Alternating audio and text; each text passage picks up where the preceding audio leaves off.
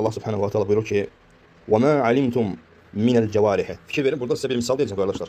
Subhanallah, hakikaten de dehşettir. Yani Allah Teala, yani nəinki bu dünyada bilən insanların şərəfini, bilən insanların qədrini, qiymətini qaldırır, hətta alim olan, yəni bilən, öyrədilən məxluqların belə şəni bilməyənlərə nisbətdə daha ucadır. Subhanallah, fikir verin. Allah Teala buyurur ki: وَمَا عَلَّمْتُمْ مِنَ الْجَوَارِحِ. Allahın sizə öyrətdiyindən təlim edib əhilləşdirdiyiniz yırtıcı heyvanların ovladıqları sizə halal edilmişdir. Fikir verin, subhanallah. Yəni o bitləri yoxdur qardaşlar.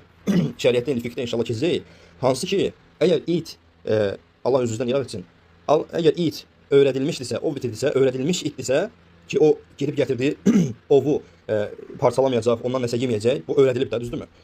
O öyrədilmiş itin Allah şərt qoşur ki, əgər öyrədilibsə, deməli, neynir? Onun gətirdiyi ətlər, onun gətirdiyi ovlar sizin üçün halaldır. Amma fikir verin, şəriətdə belə bir şey var ki, qardaşlar, əgər it öyrədilməyibsə, öyrədilmiş it deyilsə, hətta o gedib gətirsə belə, onun artıq gətirdiyi haram yemək olmaz. Çünki öyrədilmiş it deyil. Subhanallah, fikir verin, yəni bilməyənlə bilən, hətta heyvanların arasında belə fərq edir. Allahu akbar. Yəni bilən, öyrədilmiş, bilən it, bilən heyvan bilməyənlərə nisbətdə qədri qiyməti daha yüksəkdir. Necə olsun ki, Allah Teala elm sahiblərini yüksəltməsin bu dünyada.